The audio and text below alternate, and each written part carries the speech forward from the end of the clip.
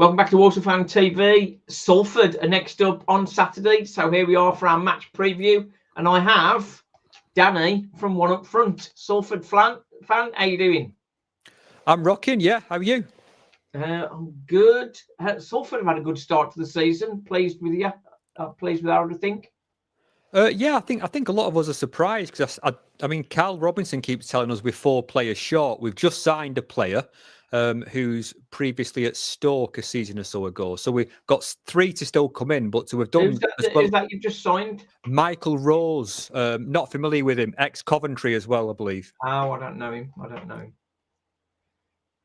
Interesting. As far as sort of from last season, finished 8th last season, just missed out. Yeah. You sort of should have been in the playoffs, really, I think. Similar to Walsall, you sort of faltered a little bit at the end. Oh, I think to be honest, I think overall, yes, but I think you had like 2 trajectories, which was one was like a soaring line upwards, and then it was, a bit of a steep fall. Ours was up. I've got no idea what you mean. I've got no idea what you mean. That's totally left my memory. Yeah, it's good to write it off.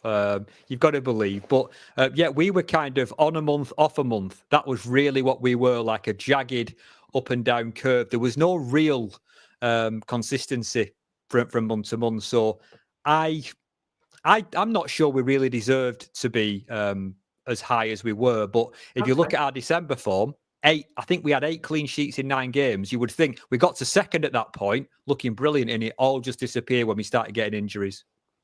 Yeah, well, that sort of happened with Walsall. 3 key injuries. Well, 2 key injuries and one, obviously, the striker going back. Yeah. Sort of left big holes in the squad and the confidence dropped. And then we all know what it's like when you got somebody chasing you and you're a bit knackered. Yeah. It's you can sort of sense the doom. It's like being in a horror film and trying to get away by running upstairs. That's it's never going to work. Going to get you at some point. Yeah, for sure. That's it. Just looking at the incomings and outgoings, Connor McElhaney, he always seemed to be a really good player for you, but you released him, didn't you? He's only 32. Yeah, I mean, my very condensed version of that would be, I don't think it's an age thing as much as a fact it was a consistency and an injury thing. He was very rarely available for like a full season. I don't think that ever happened for us. Yeah. And he's a player who, unless the manager was right at him from the touchline, he didn't really have that motivation to play at his best. So for me, I think with the new consortium that have taken us over, they probably looked at a spreadsheet of appearances and wages and thought that doesn't fit our algorithm. Right, well, I can understand it. Yeah, I think whenever we've played you, I always thought he was sort of a very good player. But no doubt, he's a complete forward. He's quite small, but he's fast, got good touch. He can play deeper, wide midfield on the wing, but all those things counted against him. And I just don't think he was Liam Shepherd, who was our right centre back last year. Brilliant, playing at wing back as well. 2 injury prone as well. So both of them have both been released. Yeah. Curtis Tilt as well. He was quite a presence, wasn't he? Yeah, and it's funny because I wrote a big piece on my blog about him because I've got a few friends who are Bradford fans, and I said basically he's going to be probably a bench option who you'll play against a big striker because that's what he is. He's like a big ox who chops people down, and I think he's played most games from so far. They absolutely love him, but when he's your player, he's got that kind of cult following where you kind of love him but hate him if he's an opposition one. Yeah, a bit like Jamil Matt, I guess. Possibly, yeah. Everybody's scared of Jamil Matt, even the Walsall fans. I didn't know that. Okay. We will get on to Lewis Warrington at some point, but currently 4th, 3 straight wins, a defeat against Crewe, first match of the season. Crewe have started off really well, haven't they? Looking good. I on that one, I couldn't tell because it's opening day. I'd seen all our pre-season matches, but you kind of write those off as fitness experiments and other things. But when it came to that game, I thought, bloody hell, like you said, Crewe played us off the park. Did they? or did we not quite turn up? Because since then we've been significantly better, but they really give us a lesson that day. Notts County, you beat at their place, but they've had a poor start to the season. But then Shrewsbury, who potentially are going to be the whipping boys of the division, sort of made them look very good on Tuesday night, didn't they? Yeah, I've got a few WhatsApp chats with a few content creators in League Two, and everybody's looking at the discrepancy or the bad fit between the manager and the squad that they've got. They just don't think it's a good fit. So yeah, Shrewsbury could be plummeting straight through like some teams do when they join League Two from above. Yeah, blimey, Nick, that's a bit rough. Then Accrington, a win at home, and then a Newport win. I just saw the highlights earlier of the Newport game. Rindorf for them had a great opportunity, didn't they, before you scored? Yeah, I mean, for me, I mean, I wasn't at the Newport game because from where I live in Salford, I think it's 3 hours, 45 minutes each way on a Tuesday night. And I just thought, you're all right. I'll watch it on Sky Sports Plus. But what I came away with that with, and it might be of note to Walsall fans, is that we just competed at a level probably above our talent. So I expect to be seeing that on Saturday. I think we probably did the same thing against Notts County. So that's one thing we've been able to rely on. We have absolutely battled like warriors this season. Yeah, I think, well, in League Two, you've got to do that with every game, haven't you? Yeah. That's the key. Just looking at one of your new signings, he was a midfielder, but you're playing him up front, Callum Ceesay. Oh, I don't want to give you half an hour on this, but I could. Right. So Callum, is he a striker or not? No. So what's he playing up front? He's a bit like Albert Adoma for us. He's been a winger all his life. He's 37, and we're trying him out at the centre forward. Yeah, I mean, it's an even more radical shift than that. I mean, if Callum was here, him and his agent, he'd tell you that he came through the Spurs Academy as a right back, centre half. He's got that kind of tall, lean frame. And he's a defender by trade. And then just before, I think in his final season in their academy, they converted into a box-to-box midfielder, which is what Wealdstone had him as last season. Yeah. Brilliant energy. His touch is a bit lacking. So he's not really the classic candidate for someone you really want to play as a support striker. But all I can say is that it shows me that Cal Robinson desperately wants us to be a high-pressing team because this lad can press you. He'll be on you like Jamie Vardy, on you like Macaulay Langstaff. So he's great out of possession, but on the ball, he's fluffing chances left, right and centre. I've got you. Okay. We've got to mention Aluwo. His goal. What was he doing there? That's the weirdest looking finish. Obviously, every finish is special, but I mean, he was side on and hit it with the side of his foot while he was jumping in the air. It seemed the weirdest finish ever. He's a former figure skater. No, he's not. But it's a bit like one of them twirls in midair where they kind of do like a triple salto. But the thing is, I noticed this in pre-season when I'm not quite sure he was 100% fitness or he wasn't quite wanting to risk himself because of injury. But since the season started, every single set piece is aimed at him, either his legs, his chest, or his head.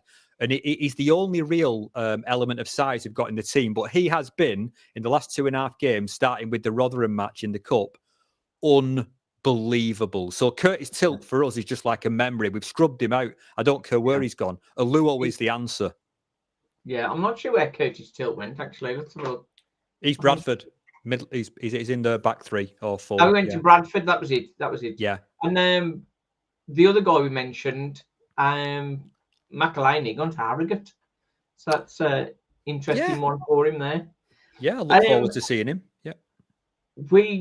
Let me talk about Lewis Warrington.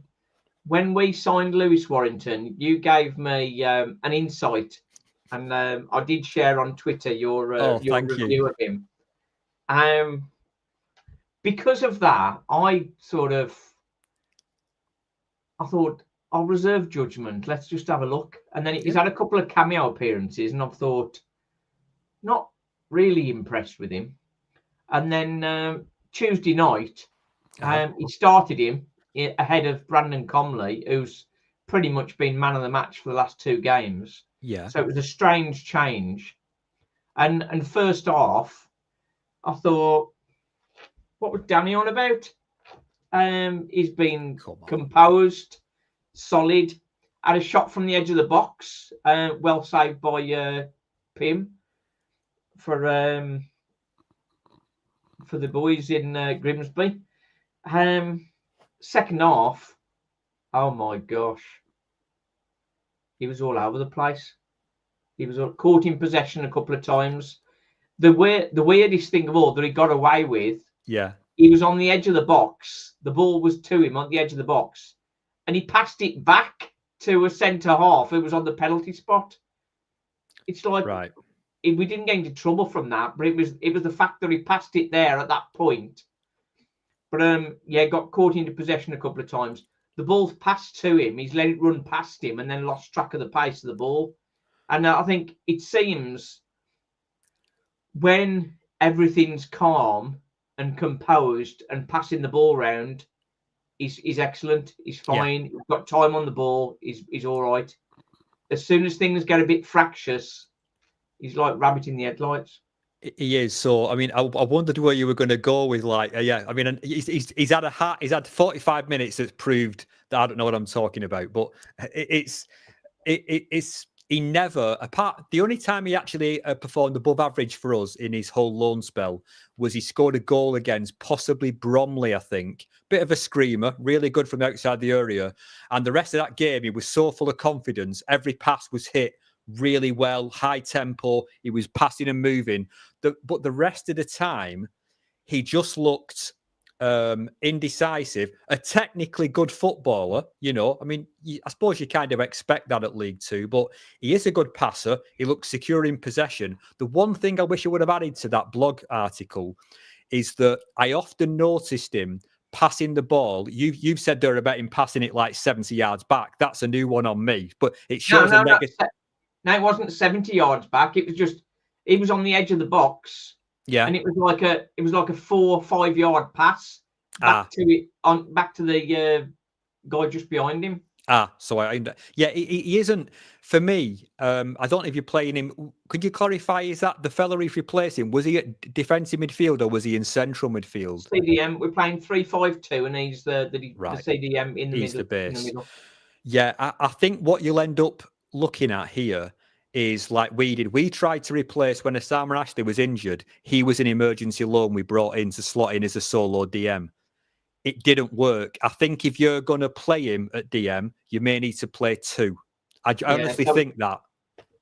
Well, we played last season. We switched to a box midfield and had 2 at the back, and then 2 attacking midfielders and just 1 up front. Right. So I remember what you said about that before. So I thought maybe that would be a better way to fit him in. But I'll just be nervous if he's playing on Saturday, because you guys know exactly what he's not good at. If I know it, Cal Robinson knows it. And the thing I meant to say just then was that the things when I think of in my memory of like a classic Lewis Warrington moment, a negative one unfortunately, but it is me, so it's going to be negative. That when he passes to the inside of the pitch, he sometimes doesn't look, and especially when he passes to his right, I think he sometimes gives the ball away and ends up giving really bad counter attack. So he is actually technically secure with his skill level, but he's not the most aware of what's around him. Run tracking, I honestly think he will need a partner if you're gonna play him as a DM. If you've got other options there, maybe switch him a bit more forward and see what happens. But DM, I don't think he proved it last season. And I was surprised that a team that, despite the fall off last season, I still think you're a good team who were tipped for the top end. I was surprised by it. That's all I would say.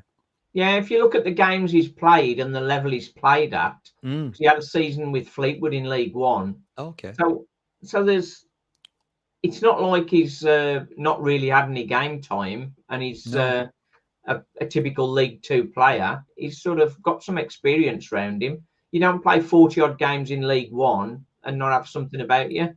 So true. But as you say, it depends whether he's isolated or not.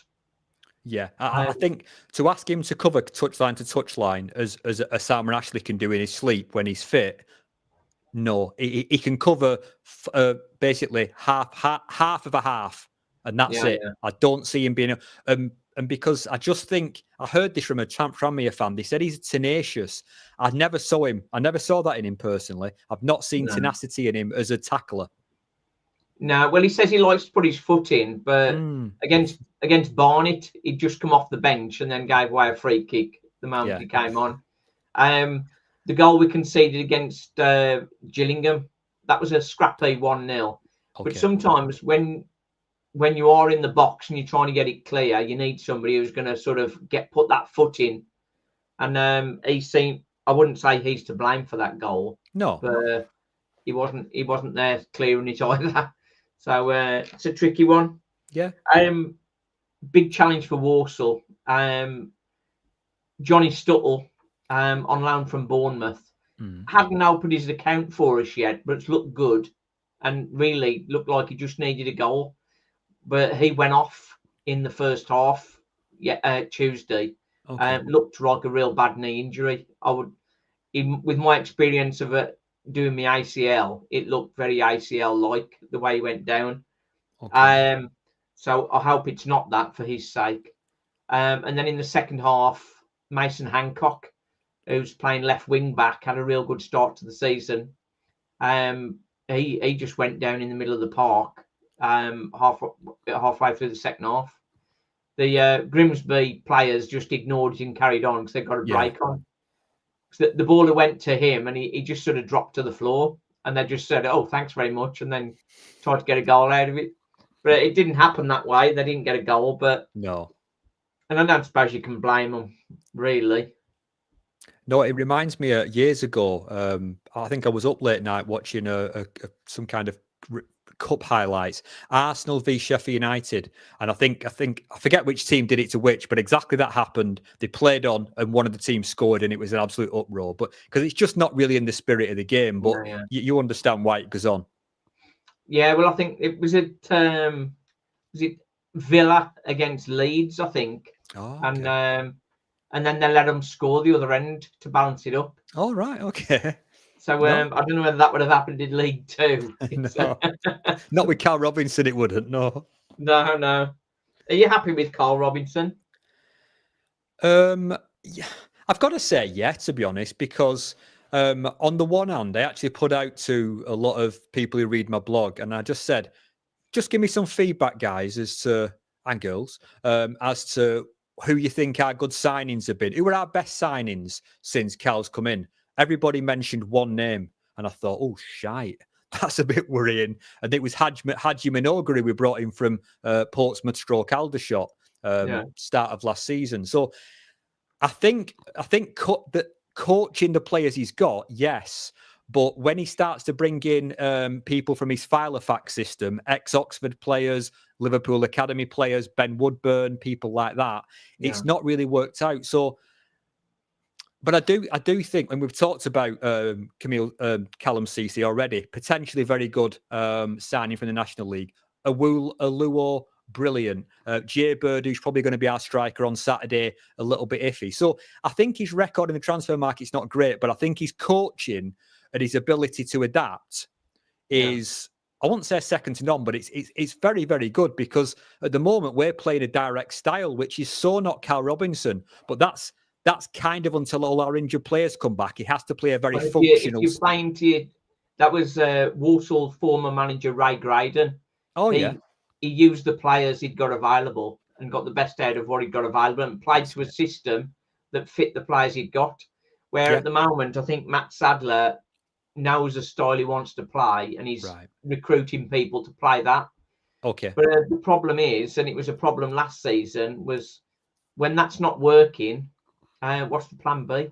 And that's kind of the problem. And people are screaming, where's the plan B if it's not going right? Yeah. And every time we make subs, it's like for like subs rather than sort of let's switch things around a bit. And we've got players that we can bring them on to change it. Mm-hmm. But I mean, he's just doing like for like swaps, and that's a bit frustrating, really. I did actually I did notice actually, Simon. One thing I was looking on a tactical website just before we joined the call, and I was looking at your formations that you played most of the season. They've either been some form of a back three or a back five, and I can see a 3-5-2, a 3-1-4-2, depending on how you want to slice it. 3-5-2 is it, yeah. 3-5-2. So, and the good thing is, for us, I almost think we were practicing this when we played against Newport on Tuesday night. We went man for man because I think against you on Saturday we absolutely will do, because that's exactly what we play. We're 3-1-4-2. So it will be. We'll be right at you, right in your faces, pressing high in exactly the same formation as you. Yeah, the Wimbledon manager put out on YouTube his plan before they beat us at Wembley. So basically broke down the 3-5-2 system and how to beat it. Oh wow! Which could you send me that? I'd love to see that, because I'll send it to Carl Robinson, shall I? I'm sure he's seen it already. And Alex Bruce, copy him in. Yeah. The thing is, like, from Walsall's point of view, it's like brilliant. He's told everybody else how to beat us. But there's a lot of teams play 3-5-2. Mm-hmm. So it's a way to beat all of those teams. No, it's true. It's true. So it's a tricky one. As for Walsall, I think you've probably got a much better idea of what's going to happen formation-wise and team-wise. Woodburn, he's going to be in there, isn't he? Osterfield, is he? How's he doing? Awful, in my opinion. I really don't rate the guy. And I'm not negative of everyone, but I think there's some players in our team. I called it out on Gab Sutton's EFL debate a night or two ago, maybe last night even. That Rezer Longilo, who's our right wing back, is just a placeholder till Haj Minoga is fit again. Yeah. And Callum Cisse is kind of just keeping the seat warm for Kelly and Mai when he's back from injury, which actually will be about 2 months away. So there's quite a few players. And Osterfield, that you mentioned, is as soon as all that jigsaw fits together, he's back in the bench. There's no way that Osterfield is a starting level player for a team that's supposed to be competing in League Two. Nowhere near good enough, in my opinion. Well, despite that, you seem to have started all right. Cole Stockton, he's still banging him in, isn't he?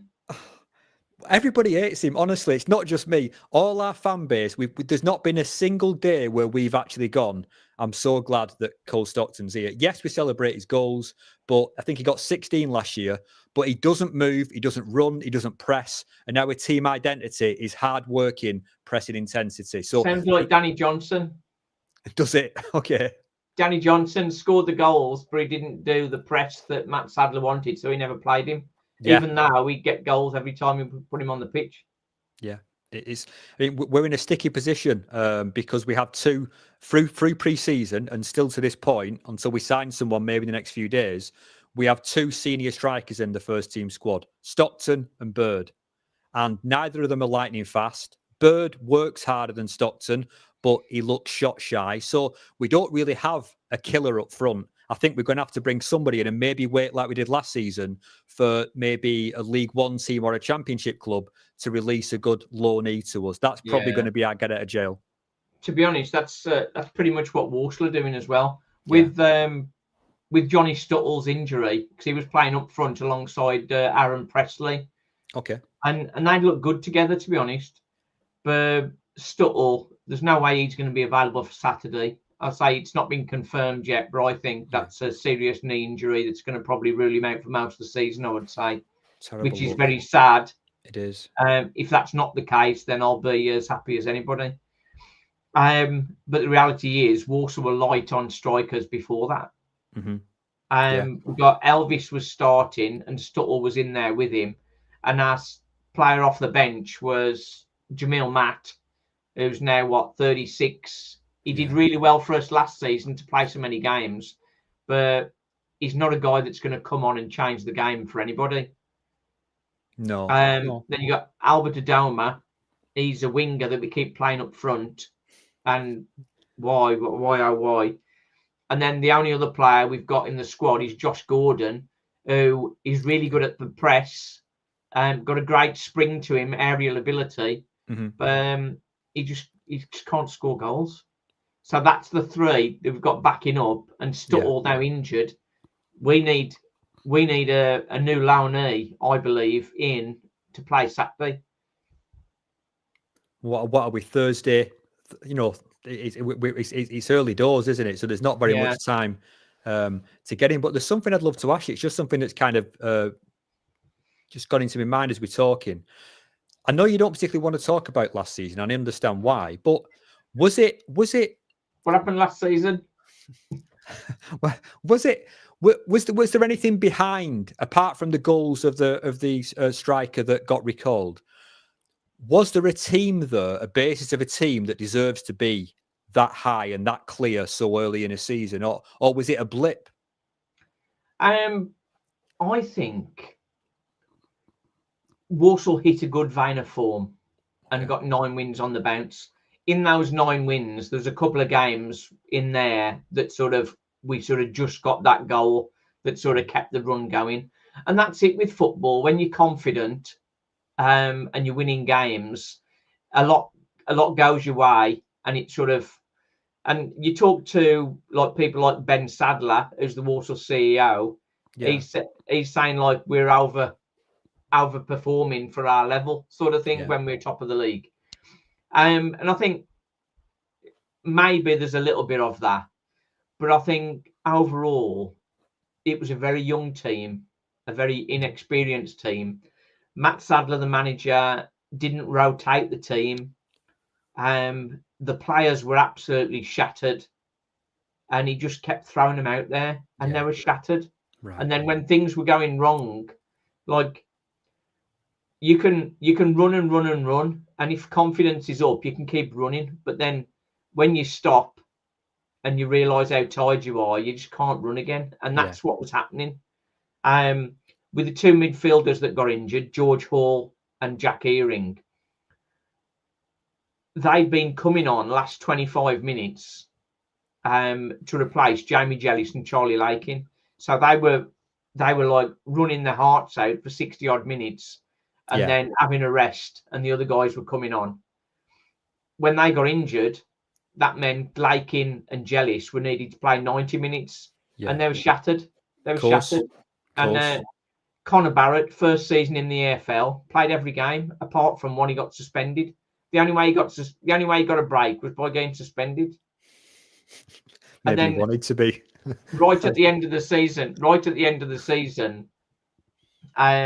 a player that we got in January, Nathan Asimwe from Charlton on loan, he was excellent, and he did really well.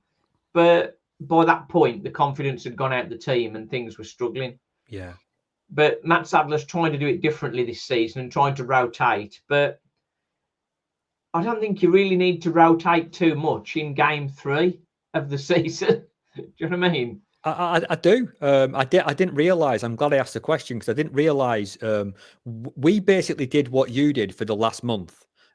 We basically excluded everybody in the squad apart from our starting 11. They never started a game apart from but to do that for any longer than a month seems shocking to me. But we did till the end of January from the start of the season. That's unbelievable. And that's when it fell off. Yeah. So. And the thing is, when you're on the crest of a wave, it's fine. But then you have a couple of results go against you. I'll tell you, the one that really killed us was Cheltenham away. We were 2-0 up with 5 minutes to play. And they got a lucky deflection and then another deflection to equalise. And that, because we'd had a bit of a loss. We'd lost a few. Then we'd won 2 on the bounce. And then we played that game. If we'd have seen that through, which we were comfortable all the way through the game, if we'd have seen that through, we'd have gone promotion, guaranteed. Yeah. But I think that sort of really knocked us heavily with that one. And I don't think we recovered from that a lot, really. As far as the team for Saturday's concerned, we've got a new guy that's come in, Ryan Finnegan, on loan from Blackpool. He got a short run out. We've got Jake Holman. He's a guy from Australia that's just trying to get up to speed. So they're players who are trying to have a go.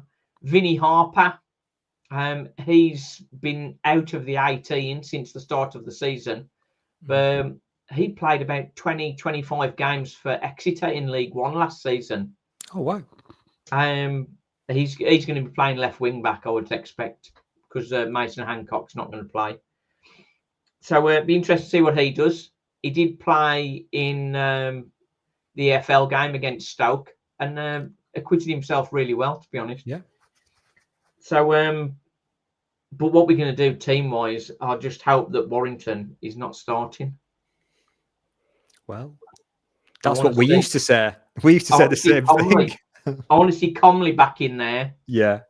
And then the left-sided centre half, we've got Danny Cox. He's only 19, played against Stoke and did really, really well against Stoke. Really impressive. But this game was a game too far for him. He did all right against Barnet as well. Okay. But in this game, never got hold of his man, ripped apart, and all our problems came on his side. Yeah.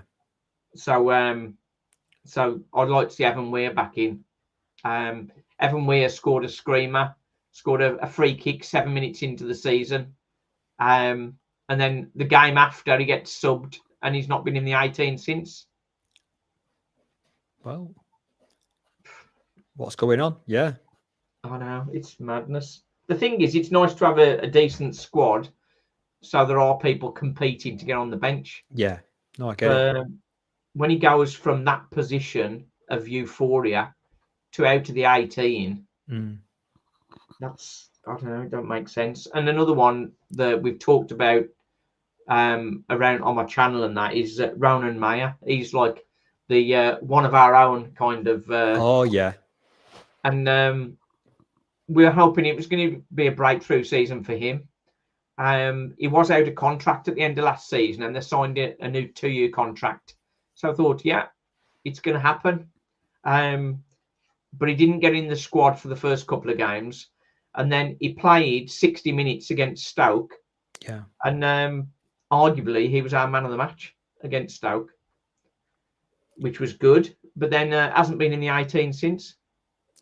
Yeah, I mean, what you're saying there as well, it's just. I mean, I grew up as an Oldham fan, and I do take a passing interest in what happens at Oldham from time to time. Yeah, yeah. And they've obviously gone up. They come into our league, fair play to them. But I do remember they were having a hell of a time with the previous manager, David Unsworth, ex Everton, and there used to be a lot of strange decisions. Like fans were going, "Why is he not playing him? He did well." And again, is it sometimes a manager is just too obstinate to see what stared him in the face, or are the fallings out, personality clashes?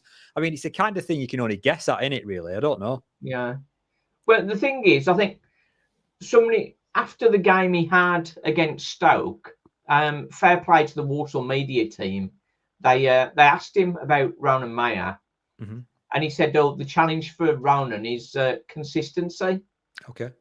But I mean, that's the only game he played. Played 60 minutes and did very well. So what could he mean by consistency there? Training? I don't know. I don't know. He's so good on the ball. Yeah. He looks a bit slight, but I think he's only about sort of 5'8", 5'9". Yeah. But he's very tenacious. His nickname's Ram, and he is a bit like a ram, to be honest. But he was brought up on fussball. I don't know whether you're familiar with fussball. It's very technical, real close skills. And if anybody's seen on my Twitter, it's on my TikTok. Yeah, I've got a clip of a game he played for Walsall against Darlington, where he just absolutely rips them apart. And he's with his close control. He needs to be playing and needs to be on the ball, high up the pitch. Somebody suggested that with Stuttle getting injured, maybe they should play Ram up front, because he did play up front for the youth team. He was like the leading goal scorer in the youth team, but he generally plays sort of just off the front too, or on the left-hand side.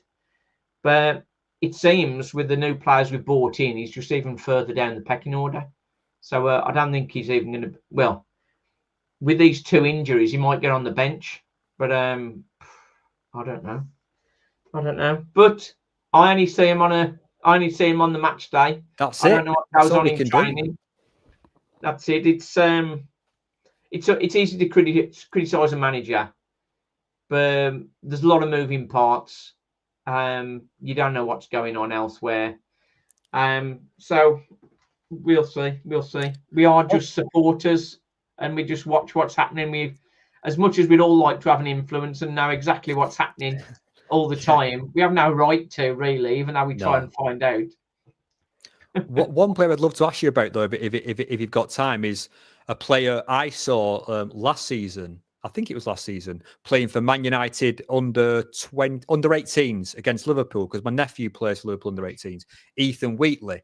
And they beat Liverpool on the day 9-1. He scored a hat-trick, looked very good at the level. But I think what it was a classic case of second-year scholars playing against first years. They were it was like an overage team against an underage team. So Liverpool got absolutely slammed. And I remembered the name, and the next time I heard of him was when he rolled up at your place last season. So I'm just interested how he actually got on. I know it probably wasn't the fairy tale it might have been imagining, but what did you think of him? Well, it was interesting when they brought him in. Obviously, it was in January. Yeah. And on his interview, he said, the team's doing well, top of the league. I want to sort of help them get there. And basically, after he'd arrived, we did another game. So the Manchester United effect kicked in. Yeah. But his first introduction, Jamil Matt got injured. I think it was around about the 35th minute away to Bradford. We were already 2-0 down. And so he came on against Bradford and just got pushed out the way. Yeah, he's not a small lad, Ethan Wheatley, but he just got pushed out the way. In the next game was against you guys. Yeah. And for 60 minutes, it was much of the same. He'd had a couple of chances, and it was one of those where he just needed a goal. He had one chance down your end. And it was going down the bottom corner, and your keeper pulled off an excellent save, just tip it round the post. Okay. But it just didn't quite happen for him. 61 minutes in, we were 2-0 down. They bring Danny Johnson on, and he scores 2 goals to get a draw. Yeah. So then you would think Danny Johnson in the team. No, he came off the bench, scored 2 goals to save us, and then didn't get off the bench, I think, for the next game. Okay. But Ethan Wheatley, when he got subbed on 61 minutes, it was down by the Walsall end, so we all could see very clearly. Yeah. His head was down. He didn't sort of acknowledge the fans or anything. And I sort of apologised for him, really. I said, here's a guy that's been sort of mollycoddled from probably the age of 9. This is probably the first time he's been subbed off in a game.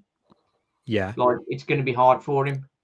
But apart from one substitute placing, he didn't appear in the 18 again after that.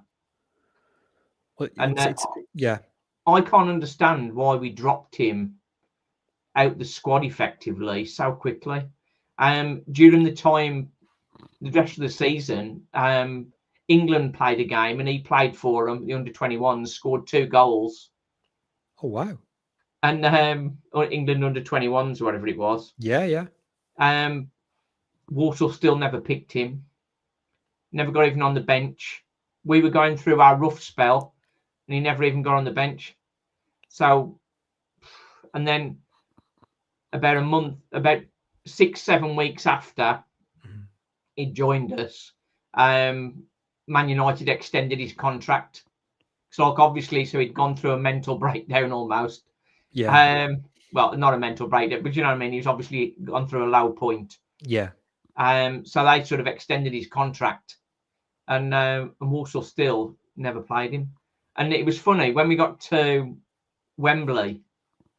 I thought it's not going to happen, but this would be the arena for him. A big pitch, big open game, chance to shine, big stage. Never got even in the 18. So, I think we missed a trick. He came in. We expected him to be Ronaldo within 5 minutes of arriving. Yeah. He got into a baptism of fire away to Bradford. Got knocked around a bit against Salford, I think it was the second game. Might have been the third game, actually. Probably Curtis Tilt knocking him around, to be honest, I would imagine, yeah. Well, probably Curtis Tilt sort of pushed him around, and when he tried to compete against him, he'd give away a foul. Yeah. That was sort of the game. So the thing is, League Two, for any lad, is going to be a tough introduction. And when you've been in the under-21s, he's quite a big lad. So he's been in the under-21s, got it nice and easy. He's bigger than everybody. Comes into a football league team, League Two. There's guys bigger and heavier than him. They just push him out of the way. He needs some time to adjust, and he just never had the time. Never had the time to adjust, and it was never played. I'll add this, because I saw that Man United team against Liverpool a number of times over the last year or two, and I think they are generational. I think there's some players in that team who are going to be world class. Not saying that's Ethan necessarily. I think he looked good in that team, but I think so. There's a defender called Godwill Kokonki, who's one of the best 16, 17-year-old players. He can play centre back, full back, absolutely unbelievable. I think the third striker at United at the minute is, I think, Chidi Obi Martins, young lad. Yeah. So I think there's talent there, but you're right. It's all about levels. I saw him on a day where he took the opposition to the cleaners in Liverpool's academy complex. That's not League Two. And how the thing is, for like a recruitment analyst, how do you project how someone's going to do? You know, and he's now gone to League One, hasn't he? I don't know. Yeah, Ethan I think he's gone to. I don't know where I've got that from in my mind. I'm surprised. I think he's been loaned to a League One team. That wouldn't surprise me. Yeah, so based on your assessment there and mine from afar, how do you have a loan like that and then get loaned to division above? How is that deemed a success? He's gone to Northampton. Yes, that's it. There you go. He's gone to Northampton. 4 games, no goals so far.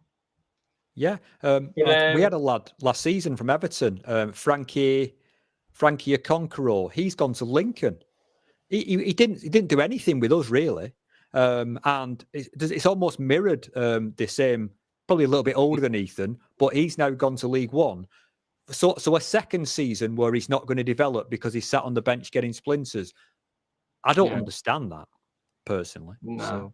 So well, it was strange when Ethan Wheatley came to us. The Man United supporters were saying, "Why isn't he playing for the first team?" Come on, they wanted him on the pitch for the first team. It's because they hate Hoyland. I've been to a few United games last season. They hate Hoyland with a passion. Anyone but Hoyland, trust me. So yeah, I can see the point, but it's unrealistic. Right then, so on to Saturday. What do you reckon? Yep. You feeling confident or not? I would say so. Yeah, it's my first time at your ground. Never travelled there before, so I'm going to be there in person. So I'm looking forward to that. Okay. I'm liking this new fella. I like his CV. The fella we brought in, who's going to slot in Michael Rose. We're probably going to use him at the right side of our back three, which will mean a bit of a shifting around in our defensive midfield. Yeah. And I think we won't outwork you. I've no instincts on how hard a grafting team you are, but I think we'll compete. I think we'll score, and it feels like we've got our defensive issues sorted now because, again, I don't know what you guys do, but our back three with our former defensive midfielder allowed us to keep our wing backs high because all he did was screen in front of the back three and the wing back stayed in the opposition half. Now we've not got that freakish quality. We now have to have our wing backs deep, and it means that we're actually able to defend our wide areas a little bit better. So it's very difficult to get around us at the minute. So you might find that on Saturday, I'd imagine. I think we'll score. I'm going to say 1-0. I think we're going to... I usually predict us to lose, but I'm going to predict a 1-0 win. Carry it on. Let's go. Walsall are a very high-pressed team as well. All right. So it's going to be a tight one. Depends who's playing up front for us, I guess. Mm-hmm. if we start with Elvis, Aaron Presley up front, and have Adama alongside him, then I'll be worried. Yeah. CJ's made a comment about Connor Barrett. How have we managed to keep him? He is real quality, right wing back. Everybody doubles up on him, so should leave lots of space elsewhere. Scored 2 goals this season already. Never scored at all last season, but so he's a big threat. He's a big threat for us. Well, just to flip that around, I was just going to say because of where he's playing, his opposite number, our left wing back, I think that's the way it should work, will be Kadeem Harris. Not a defensive specialist. He's someone who's going to try and take it to you in your half of the field. So he's someone who can be got at and probably not the most defensively aware. So if he's got one of your better players coming at him, that's probably advantage you. Yeah. Okay. It's going to be a tough one, as they all are. Danny, been great to chat. Always. And, good luck for the season. Hopefully we're both up there at the end, and it's all happy days. Let's do it, yeah. Cheers, mate. Cheers. Thanks for coming on. Join the pain.